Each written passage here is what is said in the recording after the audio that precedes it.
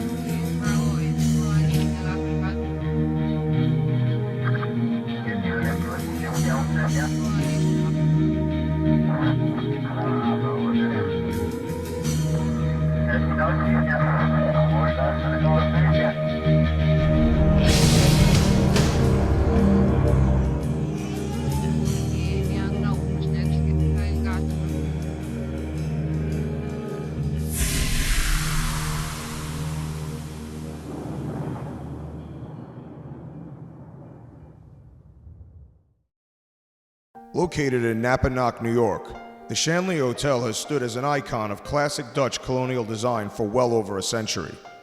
With 3 floors and 35 rooms, hidden basements, secret passageways, as well as a bordello, the hotel is deceptively large and accommodating. Originally known as the Napanoch Hotel when it was erected in 1845 by Thomas Rich, the name was later changed in 1851 to the Hungerford until 1895 when the building caught fire and burned to the ground. Though the doors didn't stay shut for long, the hotel was rebuilt only 8 months later. In October 1906, the hotel was bought by James Lewis Shanley, a successful businessman who owned many elegant restaurants and hotels across the country. Under the new management, the reputation of the Shanley Hotel continued to grow. In 1908, a bowling alley, billiard room, and barber shop were added. The establishment became a popular summer vacation spot, as well as a hangout for the rich and famous looking to escape the crowds of New York City.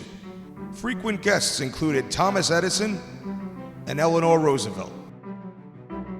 Even during the Prohibition era, it is alleged by some that the hotel was never short of alcohol or loyal patrons who enjoyed drinking, gambling, and loose women.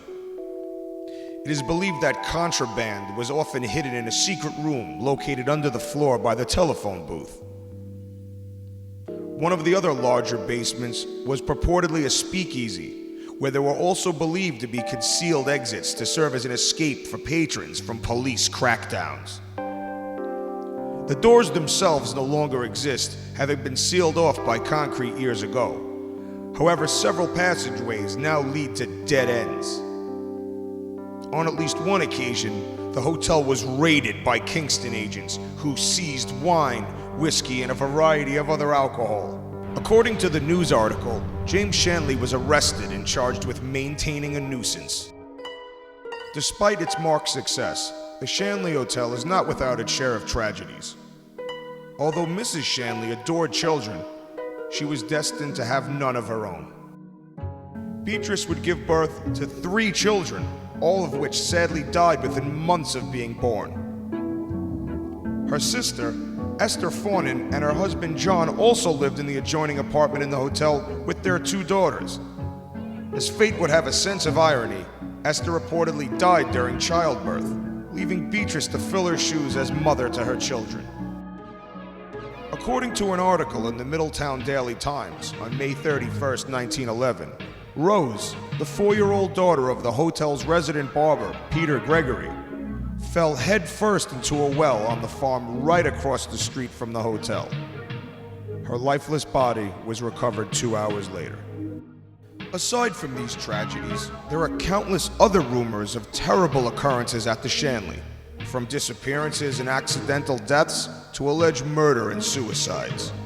On August 26, 1937, at the age of 63, James Shanley suffered a heart attack and died. John Fornan took over the management of the hotel for the next 7 years, and in 1944, Mrs. Shanley sold the hotel to Al Hazen and his family.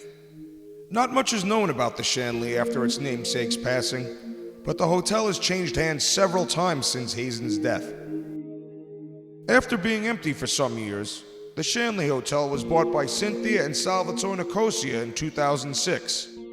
Soon, however, they realized their newly purchased hotel came with some unexpected guests who enjoyed their stay at the Shanley so much that they have never checked out. As renovations continue, the hotel is once again prospering, but it is becoming known for being a hotspot of paranormal activity almost as much as a hotel. Spirits of the past are said to still linger about in the rooms and hallways at all hours of the day and night. The staff and current guests have reported everything from hearing voices in the Bordello to seeing apparitions in some of the more active rooms. Supposedly, there are nearly 30 identified spirits residing in the hotel, one of which is claimed to be James Shanley himself. This day and age, more people are believing, they're accepting the paranormal. I feel the renovations are bringing out a lot of activity here. I feel it's like days that we're really working a lot. It's a lot of activity going on. If we're down working in the bar room, or if we're in one of the back rooms, we'll feel people touching our faces. You hear a lot of noises, doors shut and people walking up and down the stairs. All night long, doors banging, closing up and down, and you can hear old-time music sometimes. I've tried to open doors that it has felt like someone is pushing on the other side of them. There's certain parts of the hotel I don't like going into, and I won't. I think there is that residue of past tragedies here, and it just seems amplified here over many of the places I have investigated. We heard all night the front door opening and closing. There was people, like when you walk into a party, the drone of voices in the party, there were people talking in the room that we were in. You could hear them walking through the room, you could hear them talking in the room, but they weren't there. This place is one big mystery. Barbara Bleitzhofer came to one of my lectures and told me about the Shanley's Hotel, and her stories were fantastic, and I thought, if even half of these are true, this is going to be an incredible investigation. I've worked with Linda before, and when she told me about the Shanley, I just knew I had to get the crew down here. They were the first group to come in and do an investigation. Once we got inside, I was surprised by the size of this place. It's a lot bigger than we anticipated. And to do a thorough investigation, well, we had our work cut out for us.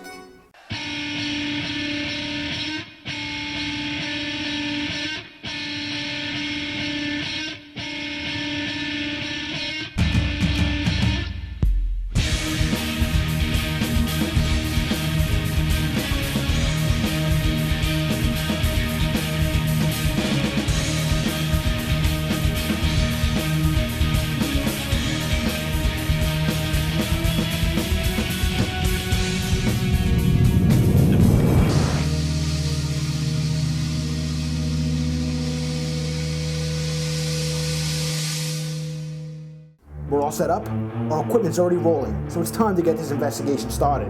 Tonight, we're going to begin with Paul.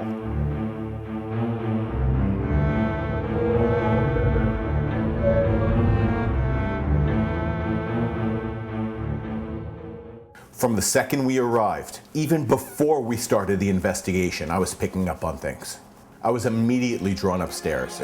Something was pulling me up to the third floor. What do you see? I don't see. My chest is tight. My hand is twitching. I know, I feel that a girl killed herself. And it was just in front of a window. But something here caused her to hang herself. 3rd floor, in room, in the back, a woman that hung herself. She was young, late teens, early 20s. Seeing an inexpensive dress, like a utility dress. Not gingham, but something like that. So thin, cheap cotton. I was feeling what she was feeling when she died. It felt like I was being strangled. It's the total void of hope. It's despair. Despair. I have to say it was refreshing going on the psychic portion of the investigation with Paul, because for once I got to be the observer and let him find things and I could just come along for the ride. So what do you feel now? It's not as strong as it was on the 2nd floor. It was pain, it was hurt. There's rooms on the 3rd floor where I don't go in because I actually get physically sick from it. I feel like I'm being gagged, choked. Someone was murdered up there. Up here, on 3rd floor, it feels like my chest is compressed. Me too. Congested, I can't breathe out. But that's the whole thing, I'm not congested. It's not a smoker's issue, it's not sinus problems. I have experienced shortness of breath in some of the rooms on the 3rd floor. Feel just like this brush on your chest, yeah? It's like someone is sitting there and you know, trying to hold me back, hold me down. I got this strong feeling of a man in a striped shirt being bludgeoned over the head and shoulders. It feels like someone was killed. And I got that confirmed when I came around, when I came back around.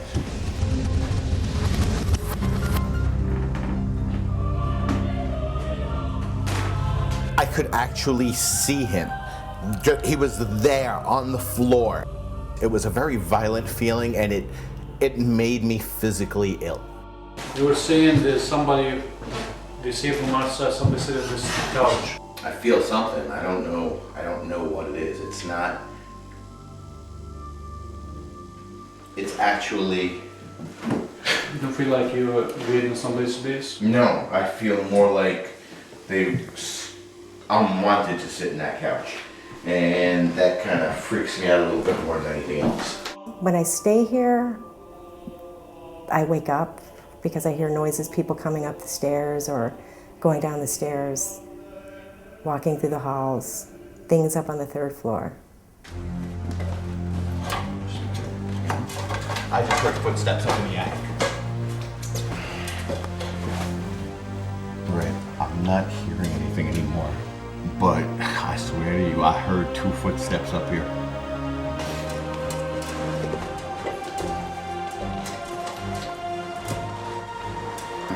I heard 2 footsteps. About 2 rooms down this way, coming up from me. Everybody was downstairs, so it can't be blamed on any of the crew. And I know that if you listen to the tape, you can hear it. I know it came out on tape. The feel of this room is that we invaded someone's space.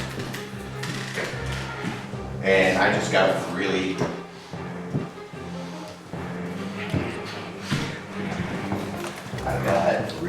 dizzy and really disoriented.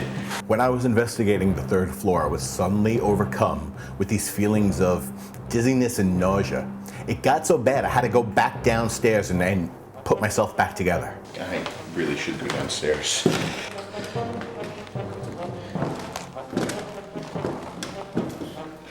I thought I saw something in the window on the 2nd floor. Might have been something else, but as I was looking, it just hit me. there were quite a few times that I'd get a really strong impression of something. Something was there, and then it's gone. This is the room that I originally thought that the girl was hung. But for some strange reason, it feels very relaxing now. The thing that threw me off, I was getting mixed signals all night long from the different objects that were located around the hotel that didn't belong there. They were brought in from yard sales and things along those lines, and I was actually reading the history of the objects themselves. What is this place?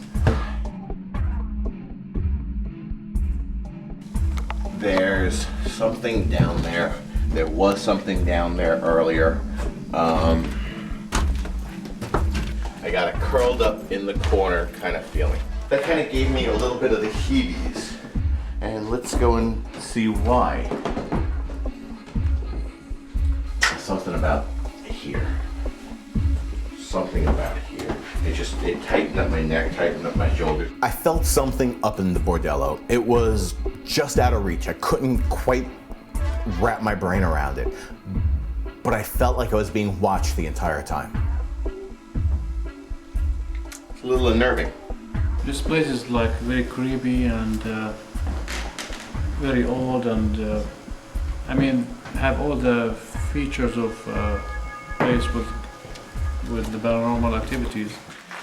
Generally, most basements are colder than the rest of the house, and most attics are warmer than the rest of the house. Oh, yeah? Because basements are underground, and once you get like 6 inches or so underground, the temperature dramatically changes.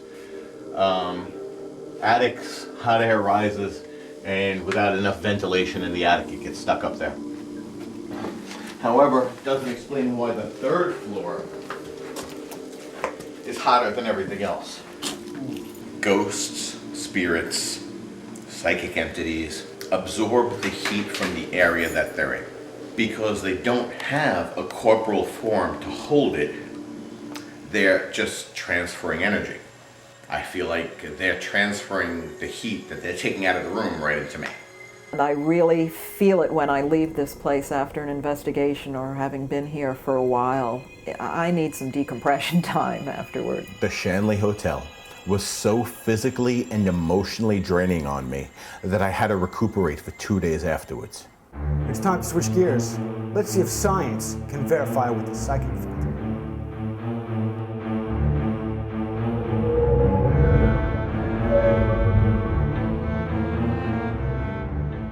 We are very critical about what we collect and present as possible evidence. We put everything through such levels of screening that most of the times we end up getting rid of it. You just need one phony tour or one phony photo posted there, and the credibility is lost. For instance, we thought we got a solid EVP in the Bordello. Is anyone up here in the Bordello at all? But upon checking the videotapes from different angles, it actually was Chris from behind the camera. Is anyone up here in the Bordello at all?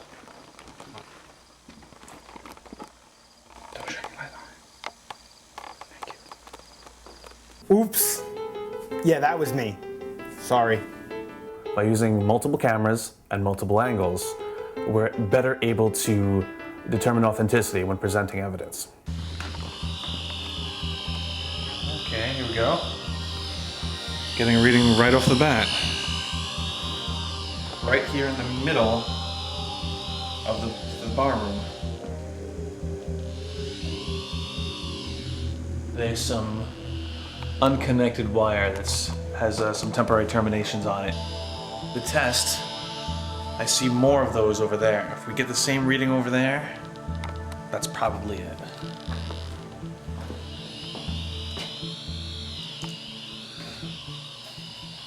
Looks like we're getting the same reading. Alright. The Bordello. Now the Bordello is a little bit interesting because while it's attached to the hotel, it's a separate section built entirely independent of the main hotel. There's been a lot of reported activity up here. EVPs and other strange occurrences, sights, sounds. We're hoping to capture some of it on our equipment. not a reading, nothing yet. Now, it would be something if we did get a reading up here because there is currently no power in this section. That's true. The Bordello may have been jumping back in the day, but for right now, there's nothing going on. No action whatsoever.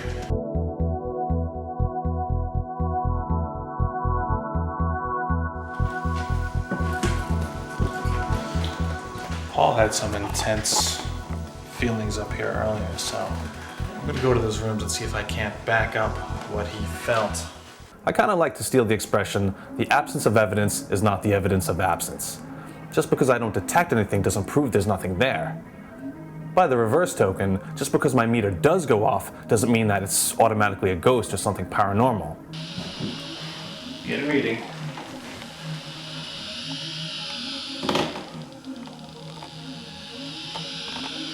You think this is like lights from the floor below? Could be. Okay, notice here. Those are electric cables, correct? Yeah, and I'm only getting minor readings. The rooms we were getting the EMF from were directly above what is a functioning apartment.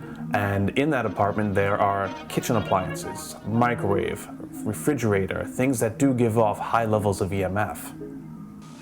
The owner did make mention of an entity called Joe. Said that that was not his real name, but that's what he told them it was. And that he said himself that he goes by Joe because if they knew his real name, they wouldn't allow him to stay. Very mysterious, I don't know exactly what that means, but Joe, unless you have some objections, I'm going to sit in your chair.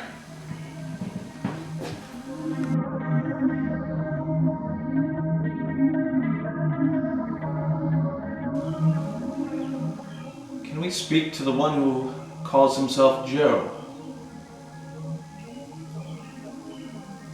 We have our alpha male Joe.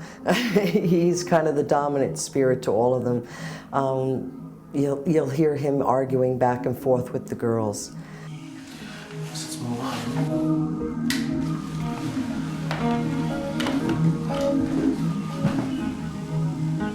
Getting no readings whatsoever. It's times like this that I really do value having a psychic at my side that can sense things and point to areas and say, hey, I'm feeling something here, check that out. Or what's that in the corner? You know, point your meter at it or take some pictures. Because a scientist on his own often has no focus on where to search.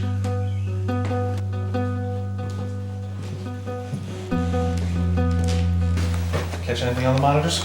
I've noticed nothing. I noticed some movement in the lower end of the blue room about maybe 10 minutes ago, but again, nothing obvious, nothing major. And in the other rooms, nothing at all. This was the first time we incorporated a dowser on our investigation. And I thought it was kind of interesting to incorporate that since it technically is a science. I do believe in ghosts, and I can't say that I had a paranormal or supernatural experience that led me into believing in ghosts. I just know or believe that there's something more. Dowsing rods have been used for centuries. They say all you need is a branch, traditionally a fork branch, and this is how travelers and settlers in the old days found water. They knew where to dig wells because of this. Experienced dowsers can pinpoint things on a map. They don't even have to be physically at the location to find whatever it is they're looking for. I say this with the appropriate amount of irony.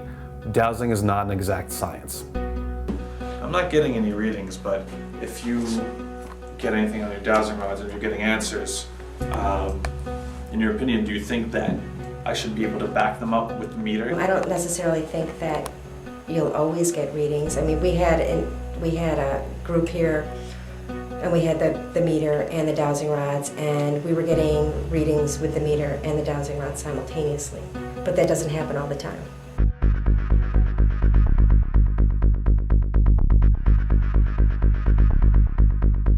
Is there anybody here?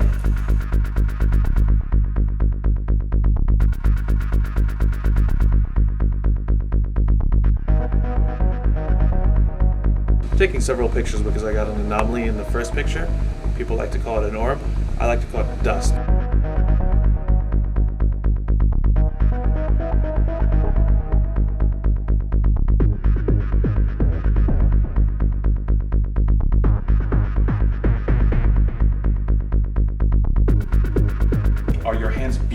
moved or are you moving?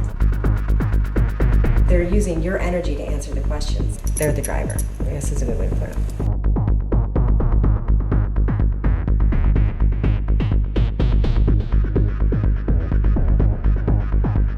It's about as urban exploration as it's gotten lately. A dead end underneath the Shanley Hotel. I want you to try it. It has been said that it does take a certain amount of psychic ability to use them effectively, but I wanted to see for myself. This is gonna be a first on scale. I'm putting these away. I'm gonna try the dowsing because I'm actually really interested in how this works. Let's give this a little rub, y'all. You got a lot of practice with that, don't you? I learned it from watching you. Okay.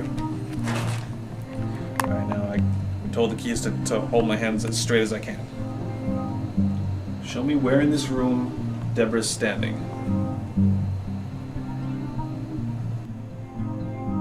Can you point to where Deborah is? These follow some basic law, basic principle. It's not like Nintendo, you can't just pick it up and play with it, but it's interesting and it's worth further study. I believe that the more time you spend in the realm of the paranormal, the more sensitive you become to it. Now, I didn't do very well with the dowsing rods, but it is interesting to note that there are different ways of doing things. I'm not going to get rid of my EMF detector for dowsing rods now, but it's an option. Some things are just facts. Some things you can disbelieve, but you can't deny. And we're looking to make some correlation between what is and what is believed. About a week before the Shanley investigation, Lisa told me about a dream she had. It was very specific, and she said that I would find myself in a basement by myself, and that something would happen that would open up my eyes and I would believe. I've learned to pay attention to dreams that are very vivid, and this was one of them. And since Brian was involved, I thought this one would be really important. I'll spend a moment or two down here by myself. I want to kind of take in this area without other people in it. Is there anyone down here? If there's anyone down here, please make your presence known. For all those who are big believers in orbs, more often than not, this is what it is. I won't say 100%, but I mean, obviously, if you're in a place that's very dusty or dirty, you're going to get a lot of particles in the air. This time was a cramped basement. At the Garibaldi, it was a dusty attic, and both times I didn't find anything. I think Elisa just likes sending me to dirty places. Paul made some interesting observations. Now let's see if Lisa Ann draws the same conclusions during her investigation.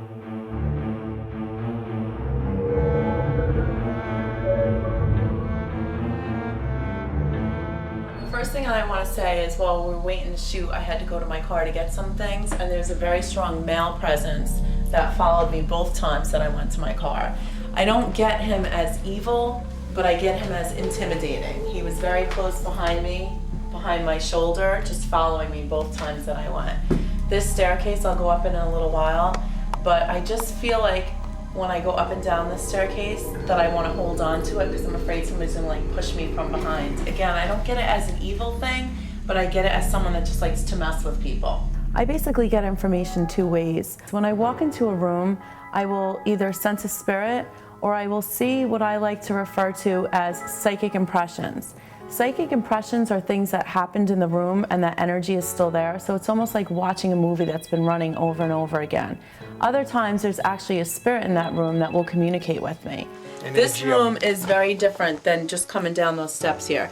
When I come down those steps, I get a really loud, rowdy, hidden party place, maybe during Prohibition or something, like parties down here or something like that. This hotel definitely has more than one spirit. See, I get another male energy down here, but he's a totally different energy than I felt upstairs. One person or a group of people? No, this is one person I'm picking up on specifically. He's very sneaky. I feel like he spent time down here, like plotting things or something. And I feel like he knew this house very well and could zip in and out without people finding him, which I don't understand. Like he didn't use regular hallways or something. Secret passages? Possibly. And I feel like he had I almost want to say secret peepholes where he could watch people. And how's he reacting to us? Well, you in particular, if he was a guy, peepholes. He's alright, but the thing of it is, I feel like he took things from people that stayed in this house. And I do feel, again, that he has stolen money and stuff, but it's not only that, he steals little unimportant things that people, like a pen, things that people wouldn't even notice just because he has his own little treasure chest of memories, so to speak. So that's the difference in the energy between that room and that back space, because that's where his money was. So he didn't want people down here. I feel like even when he was alive, if people came down here, it was like his territory. You weren't allowed here. And I feel like he had a kind of split personality where he was shy and quiet, but if people came down here, he could be kind of violent or nasty. So that's the energy. I think people feel that when they come down here sometimes. Again, it's that don't come in here kind of feeling. Just looking at the picture of Esther, she picked up on a sadness she could not have known of otherwise. I know, I get a lot of sadness when I look at this picture. I don't know if she either never had children or wanted to have more children and couldn't. But I also get a sadness having something to do with children.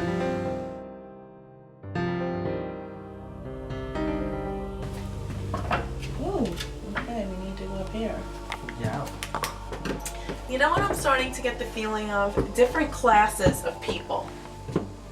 Like there were lower class people that were not allowed to be mingling with the upper class people. And this area, I'm getting the lower class people. Such as what? Servants or? Yeah, that kind of feeling. Help. I want to say help. This room, you just so see somebody just staring out the window who just so does not want to be here. When I was in that room, I got such a sad feeling. I just felt somebody really missing their family and really wanting to be home and just not wanting to be there. It was really heartbreaking. I just see somebody sitting by the window crying. I have to tell you, I feel like she might have died in this house or been very, very ill when she got taken out of here. And I do feel like, honestly, she died of a broken heart. A lot of sadness on this side of the house. Got it? That's Whoa. interesting. At least a nice doorway. All right, you What want would to be go behind down? All right, let's go down. Now this looks like quite a hidden area, does it not?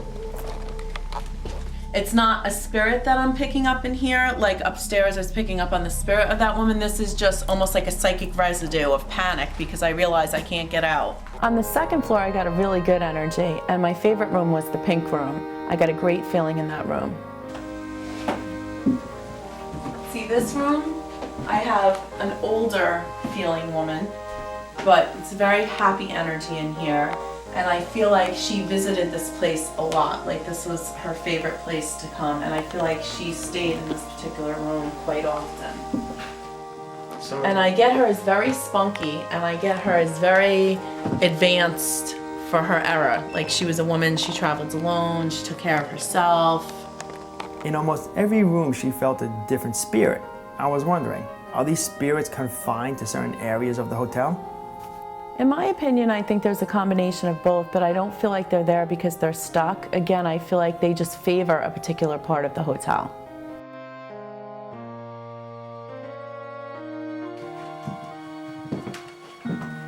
This room just has a great energy to it. Very giggly, happy kind of energy in here. Although most of the energy in the Shanley Hotel was positive, Lisa Ann did point out some negative spots. I feel like I lost my money, I lost my family, and I have nothing. And he hung himself. The one room I really didn't want to go in was the bathroom. I got a very negative feeling in there, and I still to this day believe that somebody hung themselves in there. And I just feel the impression that's here is that moment before he's making that decision. Lisa Ann was quite unnerved in that room where she felt the man had committed suicide. I feel like I'm choking. A lot of things Lisa Ann picked up on were corroborated by outside sources. Her accuracy is pretty impressive. A gentleman on the second floor in the blue room, who during the time when the stock markets crashed, he hung himself. Yeah, I don't think that it would have been documented because they would have wanted to keep it a secret. She picked up so many different personalities. I was wondering, are these spirits aware of each other? I think that the spirits are aware of each other because in investigations that I've done, I've actually communicated with spirits who have acknowledged to me that they are aware of those other spirits in that same place.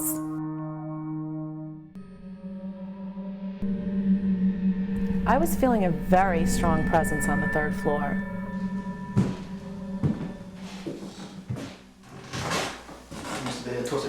Okay, now this room I'm getting a lot of energy in, and this is going to be a room you want to check.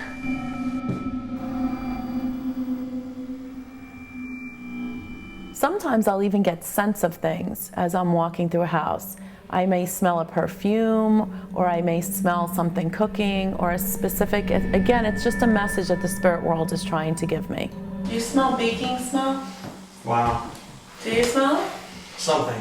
Because it smells totally different than the Yeah, other rooms. wow. Do you smell it? Catching that? You don't smell it? It's right here. Come over here. All hours of the day and night, you'll smell cooking. It's like a sweet, like if someone's baking cookies or something, or like a frosting kind of smell. It definitely smells. Right? It smells like sawdust to me. No.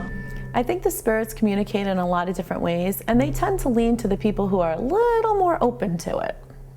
It came out of nowhere, and it dissipated just as quickly. Can't stop to lose it. Yeah, it's gone away. Wow. I was right there, and I didn't smell anything other than sawdust. Now, does the fact that Greg did mean he's more open to the paranormal? Or maybe he's just more open to the power of suggestion? On the 3rd floor, we believe that there was a slight argument.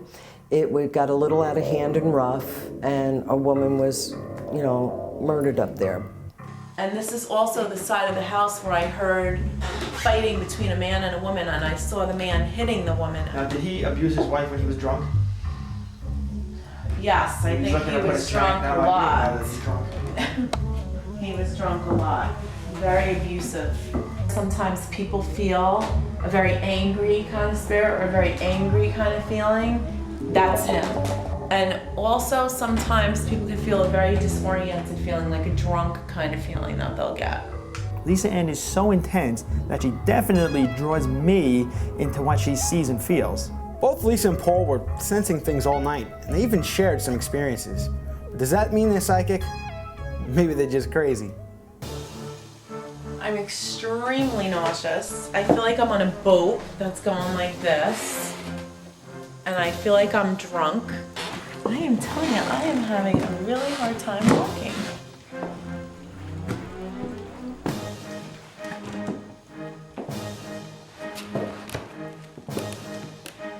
I felt like I was almost him walking down that hallway. As I'm walking down here, I'm getting more and more angry. Now I'm very angry. Very, very angry right now. Very angry. There's a confrontation here. Lisa Ann gets impressions that are often fleeting visions. 1 minute they're there, next minute they're gone. All right, I think we're done with the 3rd floor. He's gone. Yeah. We've reached the end of the night, and all the other investigations have concluded. So now we're going to do one final sweep of the Shanley Hotel. We're upstairs at the Bordello, so now we're going to begin our investigation tonight with Paul. The Bordello was strange when we first came up here. The rest of the house is a good 10 degrees colder than outside.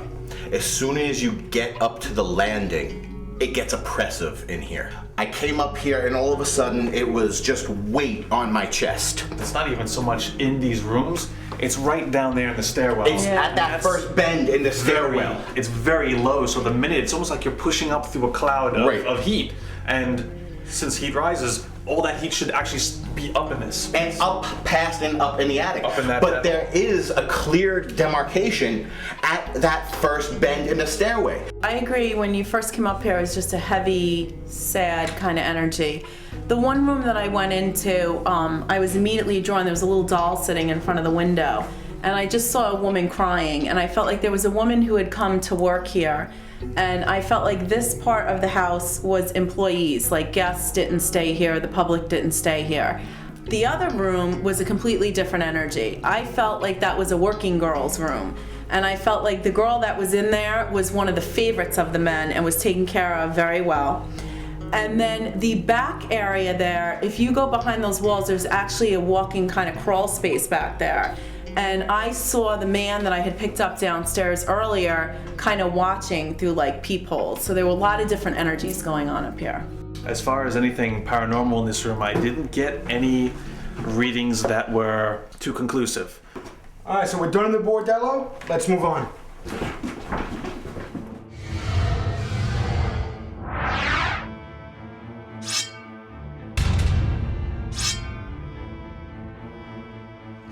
Oh, well, now we're in the basement, and this time we're going to start off with Brian, and let's see what science reveals. Okay, this time it was a little bit differently. We had a guest investigator with us, Deb Laurie, and she brought with her dowsing rods.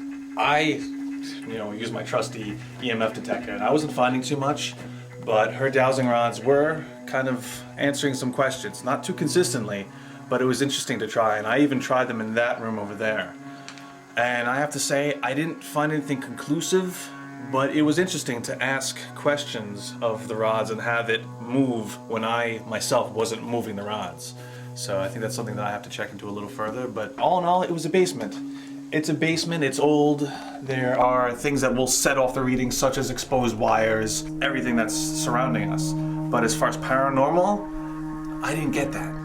Okay, Lisa, what did you experience down here? Again, two different things. When I first came down here, I kept getting like a prohibition error, alcohol, people partying, people drinking. But then as I moved closer to this part of the basement, I kept getting a feeling of like a very sneaky kind of person, a handyman. He kind of had a way of sneaking around this whole building without being seen.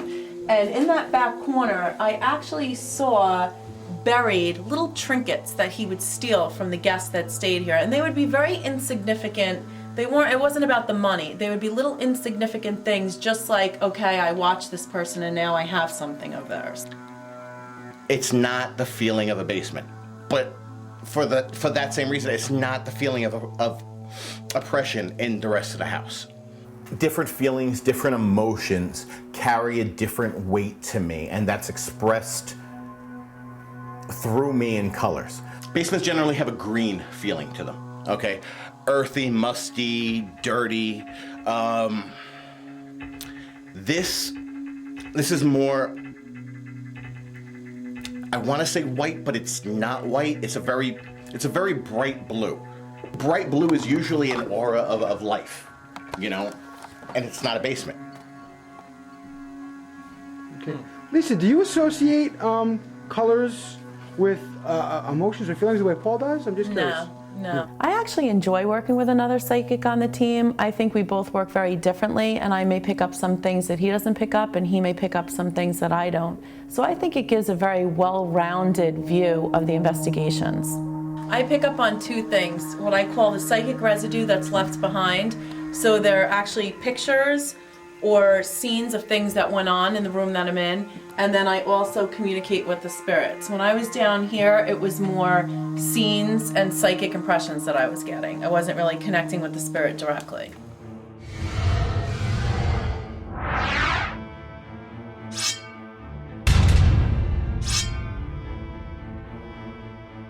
Well, usually, only girls gather in a bathroom to talk, but we actually have a reason to be in here.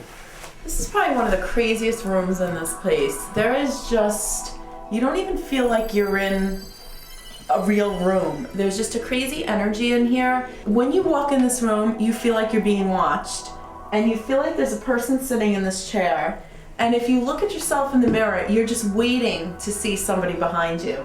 Like, I feel like when I'm looking in this mirror, sometimes I will see people behind me, or I will see myself differently in this mirror. I agree with you with the mirror. Very strange. Yeah. I don't know if there's just like an energy vortex in here, meaning that this is where all the energy settles, but as soon as you walk in here, you can feel it. And the feeling of being watched in this room is incredible. The rumors for this room are that when you come in here, you get pinched, you get touched, you get poked. None of the above for me, so I'm gonna have to check my audio recordings a little more carefully, and maybe there's an explanation for it.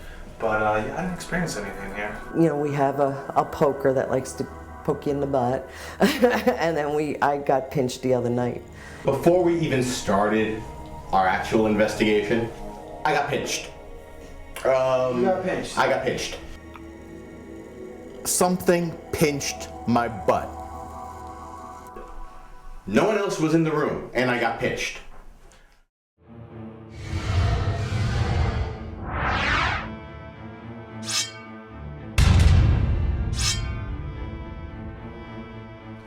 All right, well now we're on the 3rd floor and we're going to discuss a little bit about our findings up here. So, Ryan. We're actually in a room adjacent to a room where I was getting a lot of readings. But as far as this room, I didn't get anything. That room, I was getting EMF from a large stain on the floor. It seemed to be really attributed to nothing, with the exception of perhaps the apartment on the floor below. Today, coming in here, and Lisa Ann was telling me the exact same thing. There's a dizzy spot here. I got a wave before, it just hit me. And when it hit me, I got the impression of someone getting hit in the head and falling. There was this pulsing energy coming from the floor. It was just a beacon, but that's all it was. It wasn't a blood pulse, but it was a energy pulse? Energy, yeah. Prolonged exposure to high levels of EMF can cause dizziness and hallucinations. That's a good explanation for what we call mass perception. When I walked into this room was horrible. I saw a woman being very violently beat. I felt like it was her husband. And I wasn't 100% if she was killed, but it was quite the beating. There's just a very, I mean, I never liked this room to begin with, but there's just like, I just feel like somebody's watching from over there. And for some reason, every time I move over here and like block this doorway, I almost feel like somebody's behind me, like, you need to move over. Like, I'm not feeling anything on my right side, I'm only feeling it on my left. But it's not just a touching, it's a like a very firm, like, you need to move here. And it's only whenever I like block this doorway. There's certain parts of the hotel that are very manly. And because you gotta understand, in the 20s and 30s, there was areas that were just for the men. Look at the power lines right down there. We were definitely getting a reading. I can't dispute that. But I feel the explanation doesn't need to be supernatural. I mean, my first guess would be because of the apartment downstairs. So if the power lines are not directly here, there's definitely power running through the floor here somewhere. For us both to be hit the way we were just hit, that's gotta be a hella of a strong residue.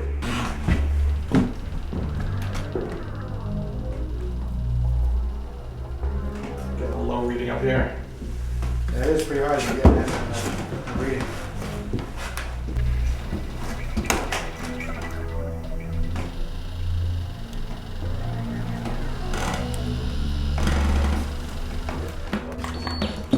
Tell me it just stopped. Yeah, tell me it just stopped.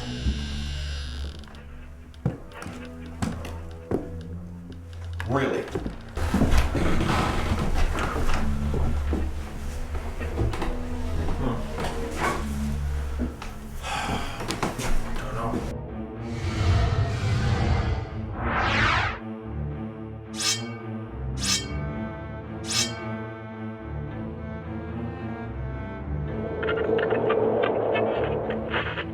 The first EVP we got was down in the bar area, and it was very clear.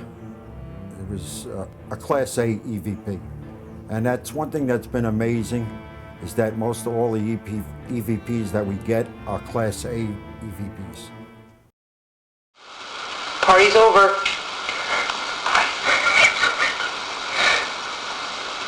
Party's over.